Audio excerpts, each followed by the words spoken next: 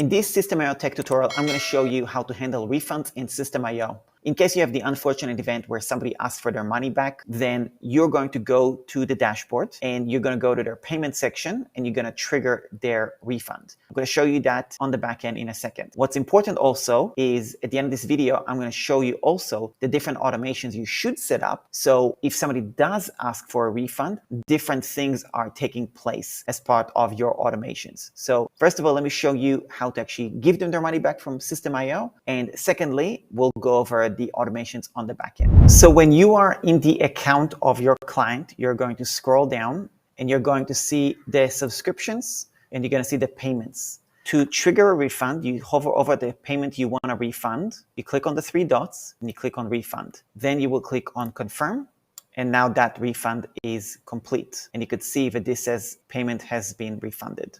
So now when you are setting up a course or a membership in Systeme.io, what you want to do is you want to set up the automation rules in case somebody cancels a membership or if there is a refund. Now you'll notice the resources section.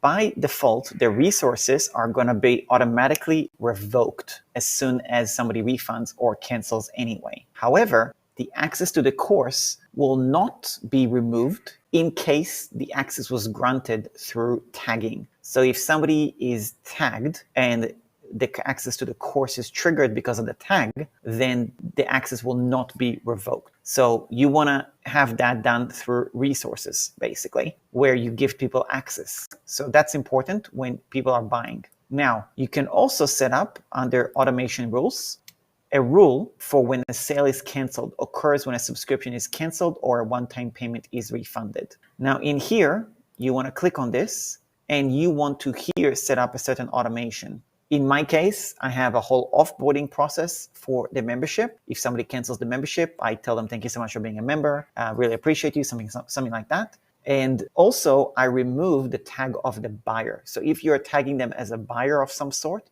you want to remove them as well.